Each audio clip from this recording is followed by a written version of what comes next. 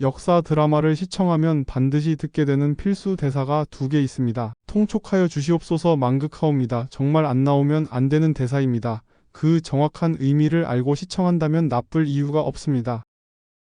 통촉의 한자는 밝을통 촛불촉입니다. 밝을통은 꿰뚫다의 의미이고 촛불촉은 헤아리다의 의미입니다. 윗사람이 아랫사람의 형편이나 사정을 밝게 알아서 헤아려주는 것을 통촉이라고 합니다.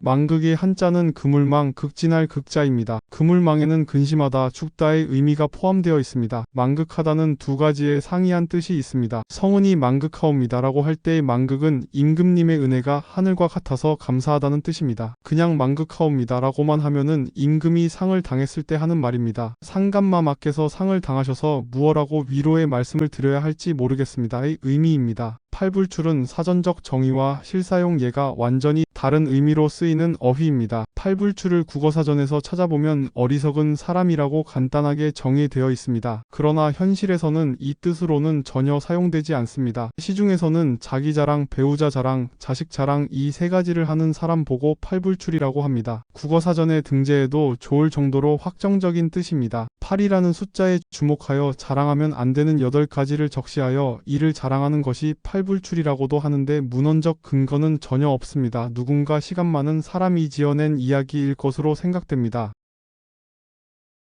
팔불출의 한자는 8팔 안일불날 출자입니다. 8팔자가 왜 여기에 들어가는지 전해지는 바가 없습니다. 단지 숫자 8의 의미가 아닌 것은 확실합니다. 8을 아예 해석을 안 하거나 강조하는 의미로 생각할 수밖에 없습니다. 불출만으로도 어리석은 사람이라는 뜻입니다. 팔불출은 한자의 훈만으로 보면 너무 어리석어서 뭐 하나 내놓을 게 없다는 의미입니다. 팔불출은 일본에서 만들어진 한자로 보이며 원조인 중국에서는 한자가 다릅니다. 팔불치 또는 팔불용이라고 합니다. 팔불치 어리석어서 아무것도 취할 게 없다는 뜻입니다.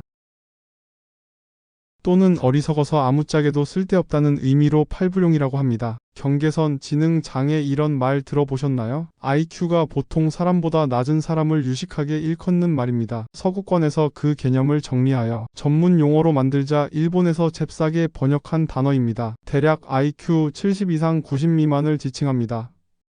또는 IQ 71에서 85까지를 의미하기도 합니다. 어느 나라나 전 인구의 15% 전후를 차지한다고 합니다. 경계선이란 지적 장애자와 일반인 사이의 경계선상에 있다는 의미입니다. 이들은 겉으로 보면 정상인과 구별하기가 힘이 듭니다. 그러나 사회적 능력 또는 학습 능력에서 일반인보다 현저히 차이가 나는 것이 부인할 수 없는 사실입니다. 이들은 태생적 한계로 인해 악전고투의 인생을 살아갈 수밖에 없습니다. 사실상 지적 장애를 가지고 있으나 사회에서는 이를 전혀 고려하지 않고 있기 때문입니다. 이들을 향해 무능하다, 답답하다고 다그칠 것이 아니라 기다려주는 포용력이 필요합니다. 전 인구의 무려 15% 정도입니다. 우리는 경계선 지능 장애를 가진 사람을 매일 만나게 됩니다. 지적 장애에 관련된 토속어를 몇 개 알아봅니다. 이런 말들은 과거 경계선 지능 장애를 가진 사람들에 대해 쓰던 말들입니다.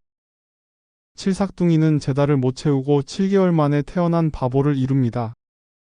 팔삭둥이는 10달을 못 채우고 8개월 만에 태어난 바보를 이릅니다. 의사들은 미숙아로 태어났다고 해서 지능이 떨어진다는 얘기는 하지 않지만 옛날 사람들은 10달을 못 채우고 태어난 미숙아들은 정신도 미숙하다는 고정관념이 확고했던 것 같습니다. 초하루 삭자는 그 달의 첫날이라는 의미도 있지만 한 달이라는 의미도 있습니다. 그래서 칠삭은 7달, 팔삭은 8달의 의미입니다. 칠푼이라는 말도 있습니다. 보통 사람의 7할 정도의 지능을 가지고 있다는 의미입니다. 칠삭둥이와 동의어로 쓰이기도 합니다. 팔푼이는 정상인의 8할 정도의 지능을 가진 사람을 지칭하는 말입니다. 팔삭둥이와 동의어로 쓰입니다. 반푼이는 보통 사람의 반 정도의 지능을 가진 바보라고 놀리는 어휘입니다. 경계선 지능 장애는 후천적인 문제와도 연관됩니다. 70대 이후의 노인들의 상당수가 경계선 지능 장애에 해당할 것입니다. 이들 중에 상당수가 후일 치매로 진행됩니다. 참 서글픈 현실입니다. 공전의 히트라는 말은 가수들이 신곡으로 크게 히트를 쳤을 때 혹은 영화나 드라마가 대박을 쳤을 때 항상 듣게 되는 표현입니다. 공전이란 정확히 무슨 뜻일까요? 한자의 훈을 찾아보면 쉽게 이해가 됩니다. 공전의 한자는 빌공 앞전자입니다. 빌공은 없다라는 의미도 있습니다. 그러므로 이전에는 이 노래 혹은 이 드라마에 비교할 만한 것이 아무것도 없었다라는 의미가 되겠죠. 그만큼 대박이 났다의 뜻이 되겠습니다. 공전은 공전절후라는 사자성어에서 왔습니다.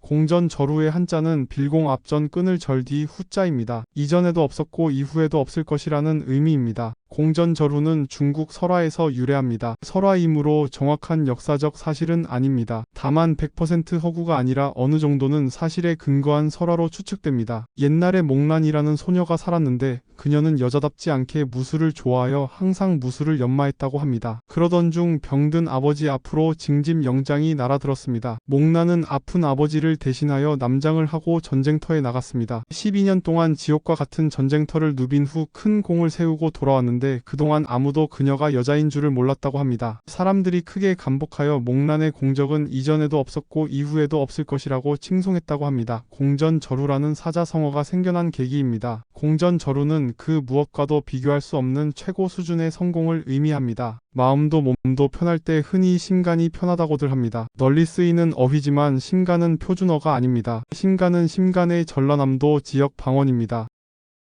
심간은 심장과 간을 일컫는 말입니다. 왜 마음이 편하다고 하면 될 것을 굳이 심간이 편하다고 했을까요? 우리 조상들은 심장과 간장에 사람의 마음이 실려 있다고 간주했기 때문입니다. 제국은 두 가지 뜻이 있습니다. 황제가 다스리는 나라라는 단순한 의미가 제국입니다.